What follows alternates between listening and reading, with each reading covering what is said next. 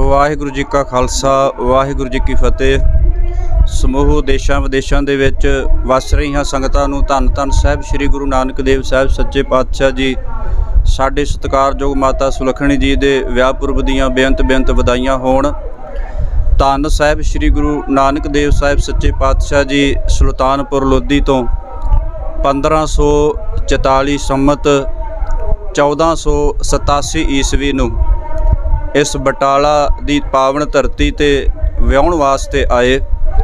सतगुरु सच्चे पातशाह जी की बरात दे विच गुरु नानक साहिब सच्चे पातशाह जी के सत्कारयोग पिता जी श्री कल्याण दास मेहता कालू जी, सतगुरु जी का सारा नानका परिवार, मामा कृष्णा जी, नाना जी, नानी जी अते राय बलार जो कि सतगुरु गरीब निवास सच्चे पातशाह जी का बड़ा श्रद्धालु सी, उन्हां वल्लों भी गुरु नानक साहिब सच्चे पातशाह जी की बरात दे विच हाथी घोड़े रथ आदि जिहड़े सन बरात की शानो शौकत वास्ते भेजना कीते।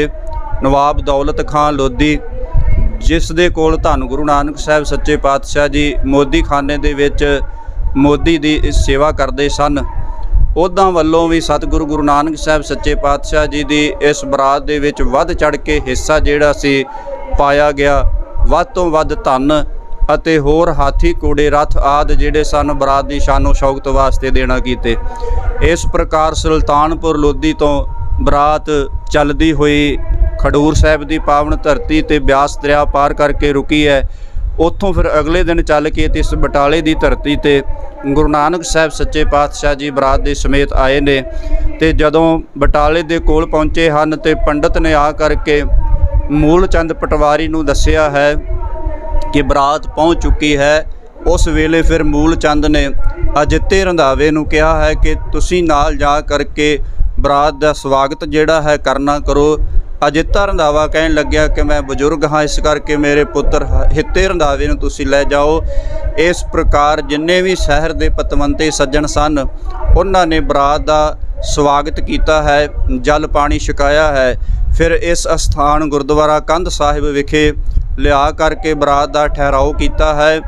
इत्थे बरात नूं प्रशादा पानी छका करके रात विश्राम किया है। अगले दिन फिर जदों बरात जिहड़ी सी इत्थे रुकी सी ते अगले दिन लावां फेरे जिहड़े सी होने सन ते जदों गुरु नानक साहिब सच्चे पातशाह जी मूल चंद दे घर गए ने, जिथे अजकल गुरुद्वारा श्री डेरा साहिब है, साडे सत्कारयोग माता सुलखणी जी का पेका घर है। उत्थे उस समय के रीति रिवाजां अनुसार ब्राह्मणां ने बेदी दे दुआले जो गुरु नानक साहिब जी दे फेरे करने चाहे तो जगत गुरु नानक साहिब सच्चे पातशाह जी ने कहा कि असी एक अकाल पुरख दे पुजारी हाँ, इस करके किसी भी देवी देवते की पूजा नहीं करते, अग की पूजा नहीं करनी। असी गुरबाणी का ओट आसरा लै करके ते आनंद कारज जिहड़े ने वो करने ने। इस प्रकार गुरु नानक साहिब सच्चे पातशाह जी ने फिर मूल मंत्र लिख करके चौंके दे उपर सुशोभित करके उपर रुमाल सह पा करके ते उसके दुआले परिक्रमा जिहड़ियां सन वो कीतियां सन। ते इस गल तो नाराज हो करके पंडितां ने कहा कि इन्हां ने साडे धर्म दीयां रौह रीतां दा खंडन कीता है। जिस वेले ये 9 साल दे सन ते साडे पंडित वडेरे इन्हां नूं जनेऊ दी रस्म करन लगे सन ते इन्हां ने जनेऊ पाउण तो इनकार कर दिता सी। उस वेले भी साडे धर्म दीयां रौह रीतां दा खंडन कीता सी ते अज भी इन्हां ने साडे धर्म दीयां रौह रीतां दा खंडन कीता है। क्यों ना होवे कि इस सच की आवाज़ नूं सदा वास्ते खत्म किया जावे, सच की आवाज़ नूं बंद किया जावे। इस गल दी सारियां ने विचार करके मूल चंद दे नाल भी सलाह करके ते गुरु नानक साहिब सच्चे पातशाह जी जिहड़े जगत नूं तारन वास्ते आए सन, आप नारायण कला धार जग में परवरिओ, निरंकार आकार जोत जग मंडल करिओ। धन गुरु नानक साहिब सच्चे पातशाह जी नूं फिर इस पावन अस्थान जिथे कच्ची कंध दे संगतां दर्शन करदियां ने, कच्ची कंध दे कोल गुरु नानक साहिब जी नूं बिठाया गया। एक माता ने आ करके बेनती की कि बच्चा पुत्रा कंध कच्ची है, ढहण वाली है, आप कृपा करके उठ के एक पासे ते होना करो। तो जगत गुरु नानक साहिब सच्चे पातशाह जी ने कहा सी कि माता जी ਸਾਨੂੰ ਪਤਾ ਹੈ ਕਿ ਇਹ ਪੰਡਤ ਕਿਹੜੀ ਚਾਲ ਚੱਲ ਰਹੇ ਹਨ। ਇਹ ਸੱਚ ਦੀ ਆਵਾਜ਼ ਨੂੰ ਸਦਾ ਵਾਸਤੇ ਖਤਮ ਕਰਨਾ ਚਾਹੁੰਦੇ ਨੇ, ਪਰ ਸੱਚ ਨੂੰ ਕਦੇ ਵੀ ਕੋਈ ਖਤਮ ਨਹੀਂ ਕਰ ਸਕਦਾ। ਇਹ ਕੰਧ ਜਿਹੜੀ ਹੈ ਇਹ ਜੁਗਾਂ ਜੁਗੰਤਰਾਂ ਤੱਕ ਕਾਇਮ ਰਹੇਗੀ ਤੇ ਸਾਡੇ ਵਿਆਹ ਦੀ ਯਾਦਗਾਰ ਹੋਵੇਗੀ। ਲੱਖਾਂ ਸੰਗਤਾਂ ਕਰਕੇ ਇੱਥੇ ਨਤਮਸਤਕ ਹੋਇਆ ਕਰਨਗੀਆਂ। ਸੋ ਇਹ ਪਾਵਨ ਸਥਾਨ ਗੁਰੂ ਨਾਨਕ ਸਾਹਿਬ ਸੱਚੇ ਪਾਤਸ਼ਾਹ ਜੀ ਦੇ ਵਿਆਹ ਦੀ ਯਾਦਗਾਰ ਸਾਨੂੰ ਦਿਵਾਉਂਦਾ ਹੈ।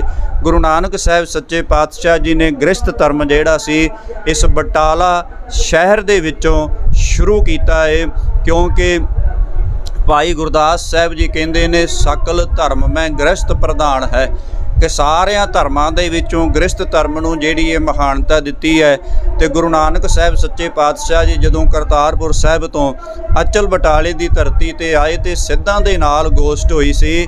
ਉਹਨਾਂ ਨੇ ਭੰਗਰਨਾਥ ਨੇ ਕਿਹਾ ਸੀ ਕਿ ਤੁਸੀਂ ਇਹ ਗ੍ਰਸਤੀਆਂ ਵਾਲਾ ਲਿਬਾਸ ਜਿਹੜਾ ਹੈ ਕਿਉਂ ਪਹਿਨਾਉਣਾ ਕੀਤਾ ਹੈ, ਉਦਾਸੀਆਂ ਵਾਲਾ ਲਿਬਾਸ ਉਤਾਰ ਦਿੱਤਾ ਹੈ। ਤੇ ਗੁਰੂ ਨਾਨਕ ਸਾਹਿਬ ਸੱਚੇ ਪਾਤਸ਼ਾਹ ਜੀ ਨੇ ਕਿਹਾ ਸੀ ਕਿ ਹੋਏ ਅਤੀਤ ਗ੍ਰਸਤ ਤਜ ਫਿਰ ਉਨਹੀ ਕਹਿ ਕਰ ਮੰਗਣ ਜਾਈ। ਇਹ ਜੋਗੀਓ ਤੁਸੀਂ ਗ੍ਰਸਤੀਆਂ ਨੂੰ ਮਾੜਾ ਸਮਝਦੇ ਹੋ, ਤੇ ਗ੍ਰਸਤੀ ਜੇ ਮਾੜੇ ਹਨ ਤੇ ਫਿਰ ਮੰਗਣ ਵਾਸਤੇ ਠੂਠਾ ਫੜ ਕੇ ਉਹਨਾਂ ਦੇ ਘਰ ਹੀ ਤੁਸੀਂ ਜਾਂਦੇ ਹੋ। ਇਸ ਕਰਕੇ ਗ੍ਰਸਤੀ ਜਿਹੜਾ ਹੈ ਸਭ ਤੋਂ ਮਹਾਨ ਹੈ, ਸਭ ਤੋਂ ਉੱਚਾ ਹੈ। ਤੇ ਇਸ ਕਰਕੇ ਮਹਾਰਾਜ ਨੇ ਇਸ ਬਟਾਲੇ ਦੀ ਧਰਤੀ ਤੇ ਗ੍ਰਸਤ ਧਰਮ ਦੇ ਵਿੱਚ ਪ੍ਰਵੇਸ਼ ਕਰਕੇ ਤੇ ਸਿੱਖ ਨੂੰ ਉਪਦੇਸ਼ ਦਿੱਤਾ ਹੈ, ਕਿਰਤ ਕਰੋ, ਨਾਮ ਜਪੋ ਤੇ ਵੰਡ ਕੇ ਛਕੋ। ਆਪਣੇ ਗ੍ਰਸਤ ਦੇ ਵਿੱਚ ਰਹਿ ਕਰਕੇ, ਪਰਿਵਾਰ ਦੇ ਵਿੱਚ ਰਹਿ ਕਰਕੇ, ਆਪਣੇ ਪਰਿਵਾਰ ਦੀਆਂ ਜ਼ਿੰਮੇਵਾਰੀਆਂ ਨਿਭਾਉਂਦੇ ਹੋਏ ਤੁਸੀਂ ਉਸ ਮਾਲਕ ਅਕਾਲ ਪੁਰਖ ਵਾਹਿਗੁਰੂ ਜੀ ਨੂੰ ਮਿਲ ਸਕਦੇ ਹੋ। ਇਸ ਕਰਕੇ ਇਹ ਗੁਰੂ ਨਾਨਕ ਸਾਹਿਬ ਜੀ ਦਾ ਜਿਹੜਾ ਵਿਆਹ ਪੁਰਬ ਹੈ, ਵਿਆਹ ਦੀ ਯਾਦਗਾਰ ਹੈ। ਕਿਉਂਕਿ ਕਈ ਕਾਰਡਾਂ ਤੇ ਛਾਪ ਦਿੰਦੇ ਹਨ ਕਿ ਗੁਰੂ ਨਾਨਕ ਦੇਵ ਜੀ ਦਾ ਅੱਜ ਸਗਨ ਲੱਗਣਾ ਹੈ, ਇੰਨੀ ਤਰੀਕ ਨੂੰ ਜੰਝ ਚੜ੍ਹਨੀ ਹੈ, ਜਾਂ ਸਗਨ ਲੈ ਕੇ ਉਹਦੇ ਮਨਮਤ ਦੀਆਂ ਗੱਲਾਂ ਨੇ। ਕਿਉਂਕਿ ਗੁਰੂ ਨਾਨਕ ਸਾਹਿਬ ਸੱਚੇ ਪਾਤਸ਼ਾਹ ਜੀ ਦੀ ਕੇਵਲ ਇਹ ਵਿਆਹ ਦੀ ਯਾਦਗਾਰ ਮਨਾਈ ਜਾਂਦੀ ਹੈ ਸਾਲਾਨਾ। ਇਸ ਕਰਕੇ ਕਿ ਸਾਨੂੰ ਇਹ ਚੇਤੇ ਰਵੇ ਕਿ ਅਸੀਂ ਆਪਣੇ ਘਰ-ਬਾਰ ਤਿਆਗ ਕੇ ਜੰਗਲਾਂ ਦੇ ਵਿੱਚ ਜਾ ਕੇ ਉਸ ਰੱਬ ਦੀ ਖੋਜ ਨਹੀਂ ਕਰਨੀ, ਪਰਮਾਤਮਾ ਦੀ ਖੋਜ ਨਹੀਂ ਕਰਨੀ। ਗ੍ਰਸਤ ਵਿੱਚ ਰਹਿ ਕੇ, ਪਰਿਵਾਰ ਦੇ ਵਿੱਚ ਰਹਿ ਕਰਕੇ, ਹਾਥ ਪਾਮ ਕਰ ਕਾਮ ਸਭ ਚੀਤ ਨਿਰੰਜਨ ਨਾਲ, ਹੱਥਾਂ ਪੈਰਾਂ ਦੇ ਨਾਲ ਕੰਮ ਕਰਨਾ ਤੇ ਚਿੱਤ ਨੂੰ ਉਸ ਅਕਾਲ ਪੁਰਖ ਵਾਹਿਗੁਰੂ ਦੇ ਨਾਲ ਜੋੜ ਕੇ ਰੱਖਣਾ ਹੈ। ਇਹ ਗੁਰੂ ਨਾਨਕ ਸਾਹਿਬ ਸੱਚੇ ਪਾਤਸ਼ਾਹ ਜੀ ਦਾ ਵਿਆਹ ਪੁਰਬ ਜਿਹੜਾ ਸਾਨੂੰ ਇਸ ਗੱਲ ਦੀ ਜਾਂਚ ਸਿਖਾਉਂਦਾ ਹੈ ਕਿ ਸਿੱਖਾ ਤੂੰ ਗ੍ਰਸਤੀ ਰਹਿ ਕੇ ਉਸ ਅਕਾਲ ਪੁਰਖ ਵਾਹਿਗੁਰੂ ਦੇ ਨਾਲ ਜੁੜ। ਸੋ ਹਰ ਸਾਲ ਗੁਰੂ ਨਾਨਕ ਸਾਹਿਬ ਸੱਚੇ ਪਾਤਸ਼ਾਹ ਜੀ ਦਾ ਵਿਆਹ ਪੁਰਬ ਜਿਹੜਾ ਹੈ ਉਹ ਸੰਗਤਾਂ ਭਾਦੋ ਸੁਦੀ ਸਤਮੀ ਨੂੰ ਬੜੀ ਧੂਮ-ਧਾਮ ਸ਼ਰਧਾ ਭਾਵਨਾ ਦੇ ਨਾਲ ਮਨਾਉਂਦੀਆਂ ਨੇ। ਜਿਵੇਂ ਅੱਜ ਵੀ ਲੱਖਾਂ ਦੀ ਗਿਣਤੀ ਦੇ ਵਿੱਚ ਸੰਗਤਾਂ ਆ ਕਰਕੇ ਇਸ ਪਾਵਨ ਅਸਥਾਨ ਤੇ ਨਤਮਸਤਕ ਹੋ ਰਹੀਆਂ ਹਨ। ਸੋ ਫਿਰ ਦਾਸ ਵੱਲੋਂ ਧੰਨ ਗੁਰੂ ਨਾਨਕ ਸਾਹਿਬ ਸੱਚੇ ਪਾਤਸ਼ਾਹ ਜੀ, ਸਤਿਕਾਰਯੋਗ ਸਾਡੇ ਮਾਤਾ ਸੁਲੱਖਣੀ ਜੀ, ਉਹਨਾਂ ਦੇ ਵਿਆਹ ਪੁਰਬ ਦੀਆਂ ਸਾਰੀਆਂ ਹੀ ਸੰਗਤਾਂ ਨੂੰ ਬੇਅੰਤ ਵਧਾਈਆਂ ਹੋਣ। ਹੋਈਆਂ ਭੁੱਲਾਂ ਦੀ ਖਿਮਾ। ਵਾਹਿਗੁਰੂ ਜੀ ਕਾ ਖਾਲਸਾ, ਵਾਹਿਗੁਰੂ ਜੀ ਕੀ ਫਤਿਹ।